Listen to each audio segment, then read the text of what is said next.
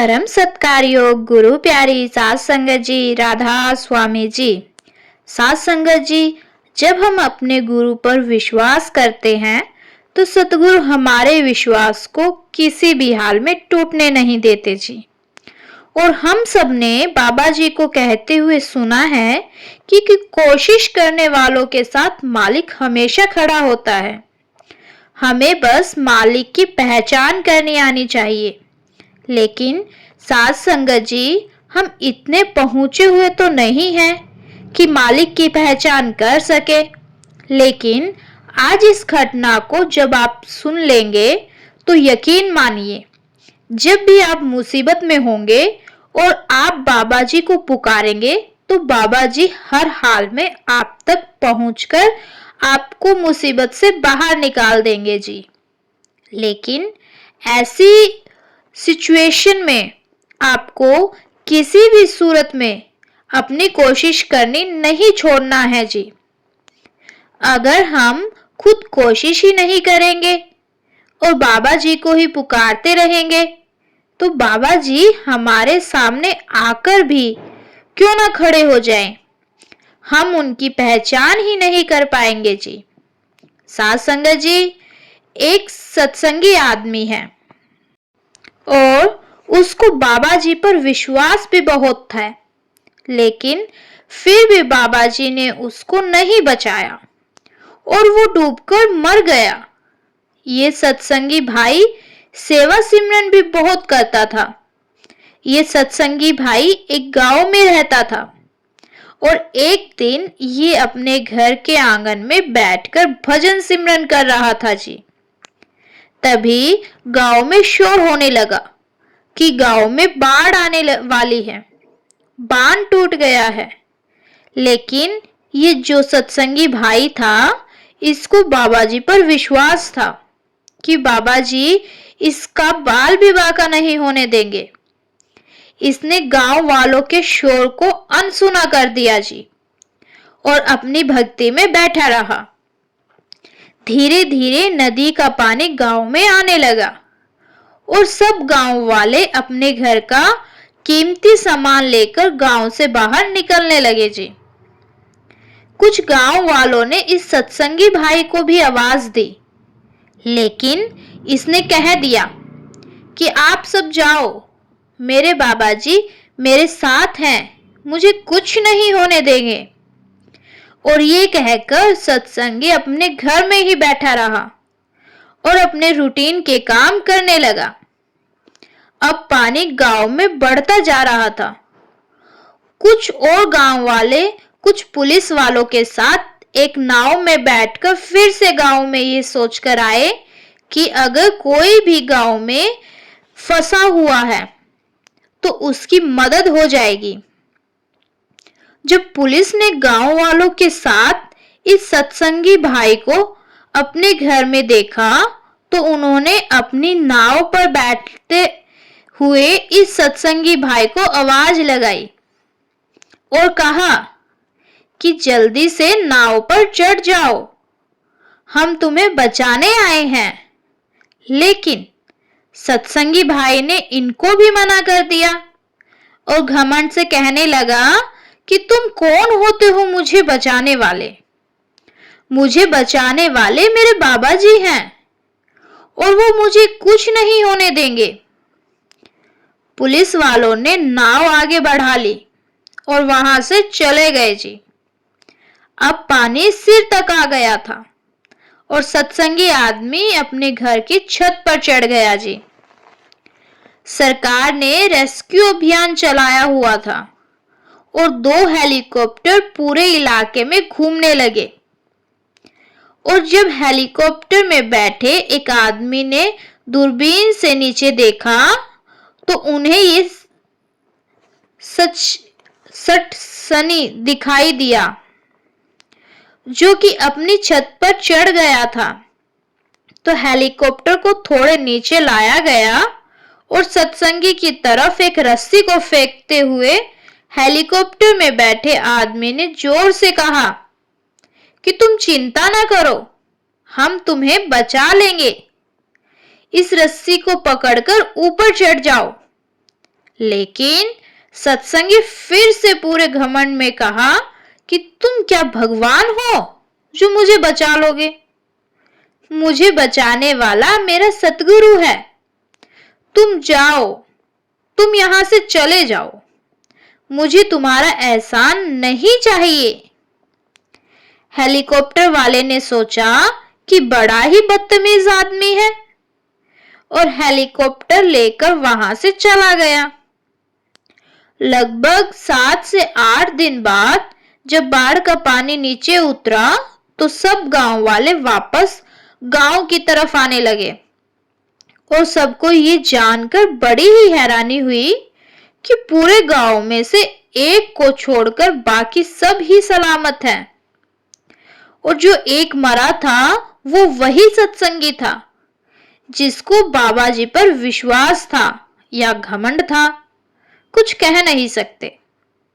जब गांव वालों को पता चला कि सत्संगी भाई की मौत हो गई है तो सब बड़े ही हैरान हुए जी कि उसको बाबा क्यों नहीं बचाने आए।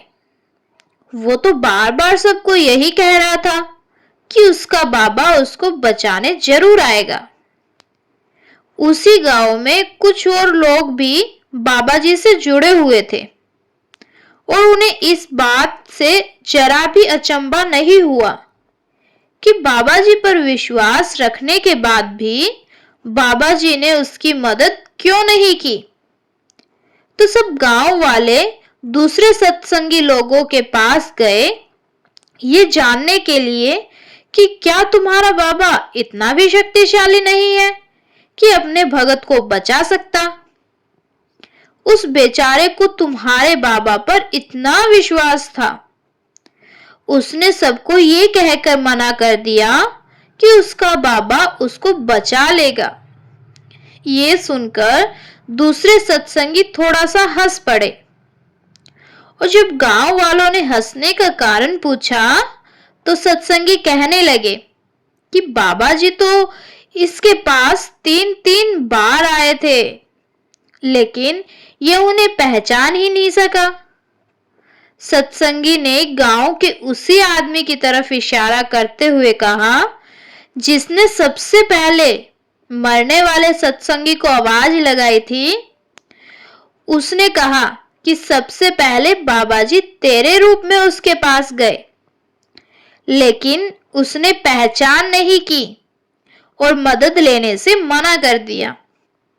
फिर बाबा जी ने पुलिस वालों का रूप लिया और फिर से मदद करने पहुंचे। उसने तब भी मना कर दिया और जब पानी सिर के ऊपर चला गया तो फिर से बाबा जी हेलीकॉप्टर में बैठकर मदद के लिए पहुंचे। उस भाई ने तो फिर से मना कर दिया। अब तुम ही बताओ इसमें हमारे सतगुरु की क्या गलती।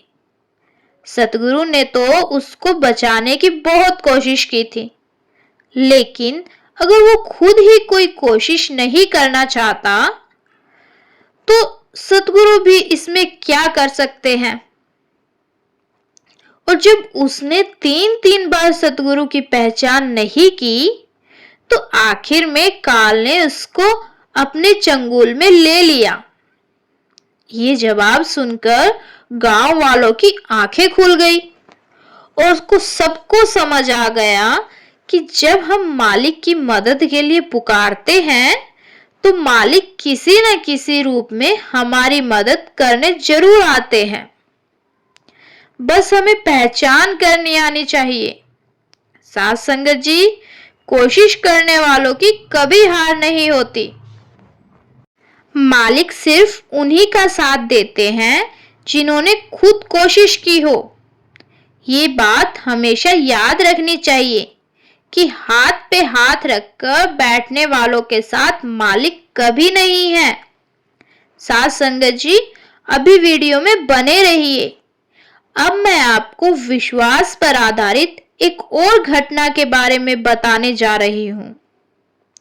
आप सुनकर हैरान रह जाओगे कि बाबा जी अपनी संगत की संभाल इस हद तक जाकर भी कर सकते हैं।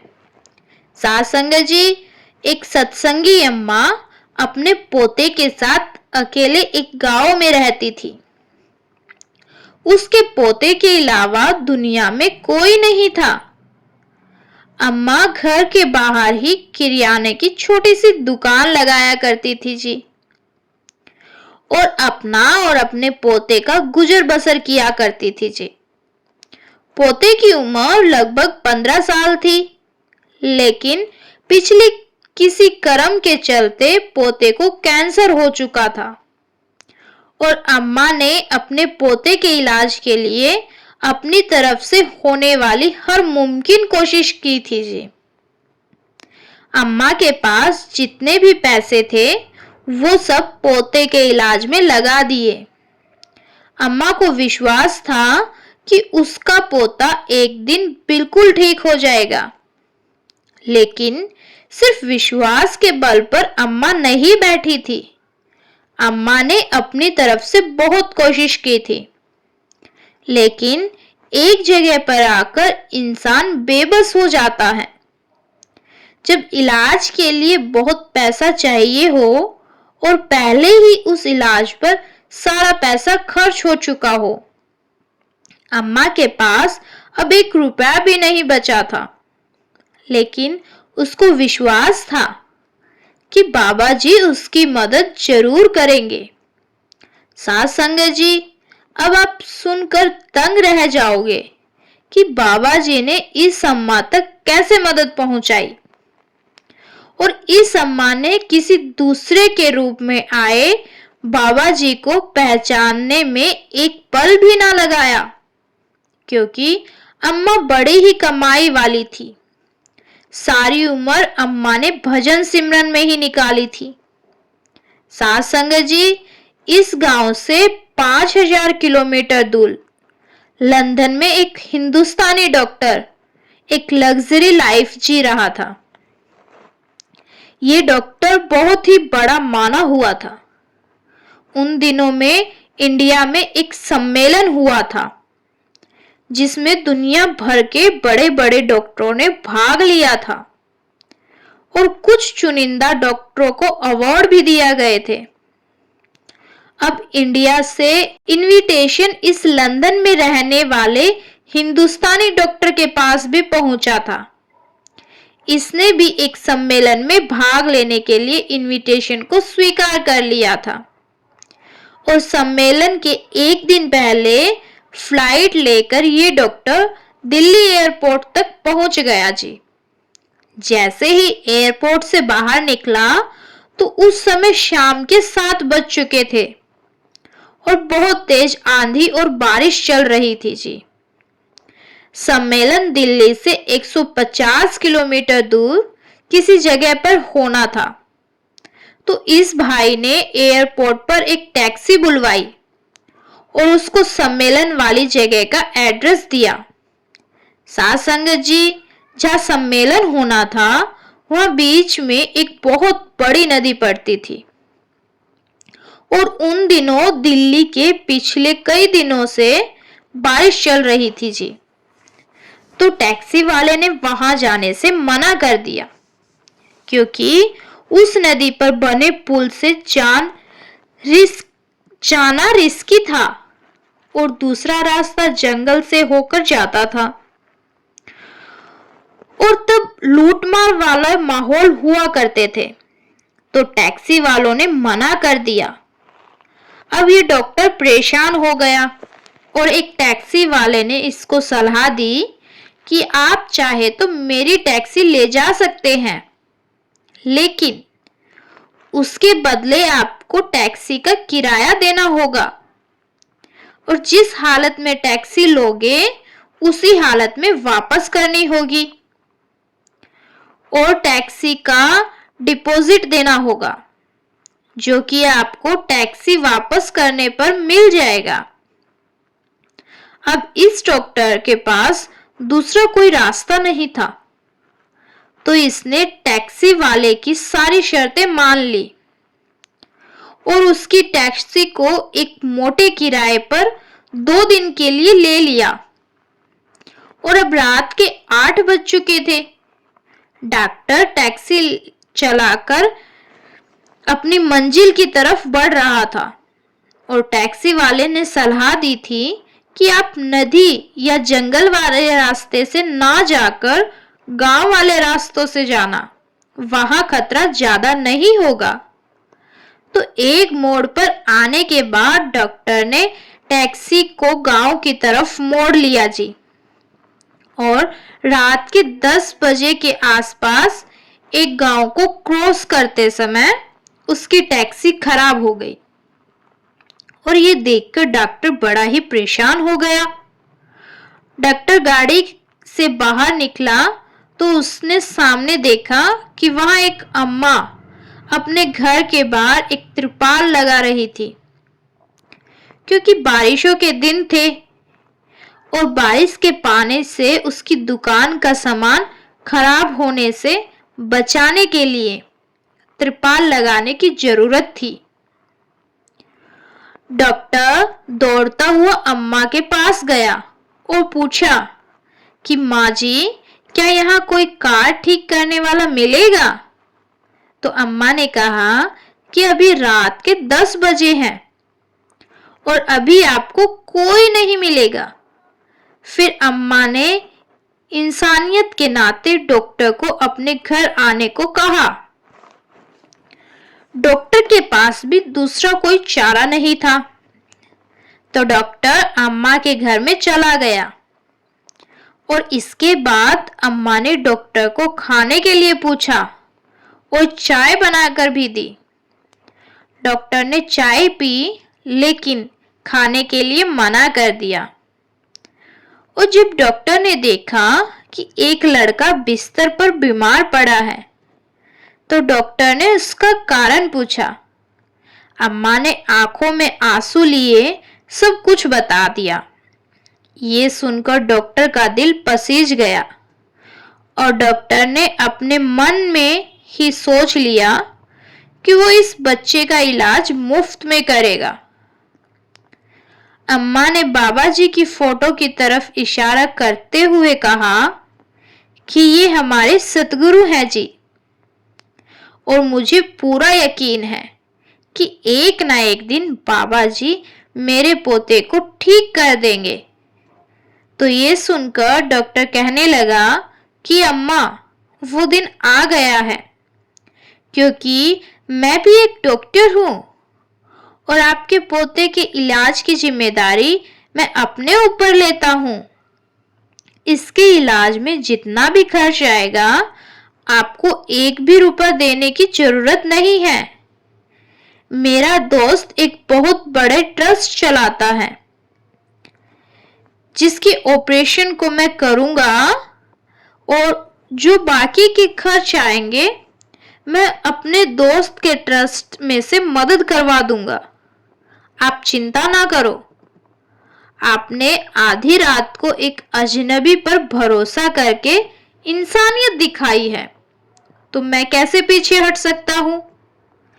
आप यूं समझ लीजिए कि आपके गुरु ने ही मुझे आपके घर तक पहुंचाया है। फिर डॉक्टर ने सारी बात अम्मा को बताई कि कैसे टैक्सी वालों ने चलने से मना कर दिया, और फिर डॉक्टर ने एक टैक्सी किराए पर ली और उसके बाद टैक्सी बिल्कुल आपके घर के आगे आकर ही खराब हो गई। इसका मतलब साफ है कि आप जिन पर इतना भरोसा करती हो, यानी कि आपके गुरुजी, उन्हीं ने ये सारे चक्र चलाया है जिससे कि मैं आप तक पहुंच सकूं। डॉक्टर की बात को सुनकर अम्मा की आंखें भर आई और वो कभी बाबा जी का तो कभी डॉक्टर का शुक्र करती। कुछ ही दिनों में डॉक्टर ने अम्मा के पोते का इलाज कर दिया और वापस लंदन लौट गया। अब अम्मा का पोता एकदम स्वस्थ है।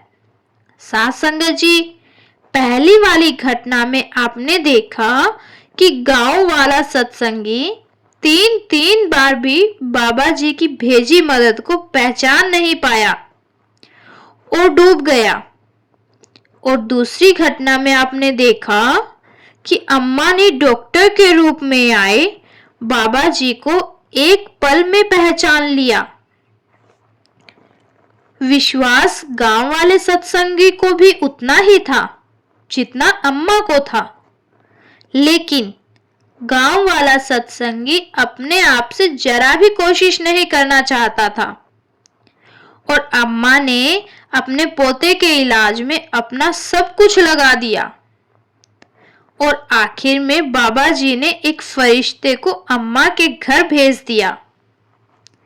साध संगत जी, इसीलिए कहा जाता है विश्वास रखो लेकिन अपनी कोशिश भी करते रहो। बाबा जी कहते हैं तुम कोशिश करके एक कदम तो बढ़ाओ, मैं तुम्हारी तरफ 10 कदम बढ़ा दूंगा। इसी के साथ मैं आपसे विदा लेती हूँ। इन दोनों घटनाओं से आपको जरूर कुछ ना कुछ सीखने को मिला होगा। वीडियो को शेयर करना मत भूलिए जी, जिससे दूसरी संगत भी ये सुन सके जी। गुरु प्यारी साध संगत जी, और भी ऐसे वीडियो देखने के लिए अपने इस चैनल को सब्सक्राइब जरूर करें जी और कमेंट में राधा स्वामी लिखना ना भूले जी।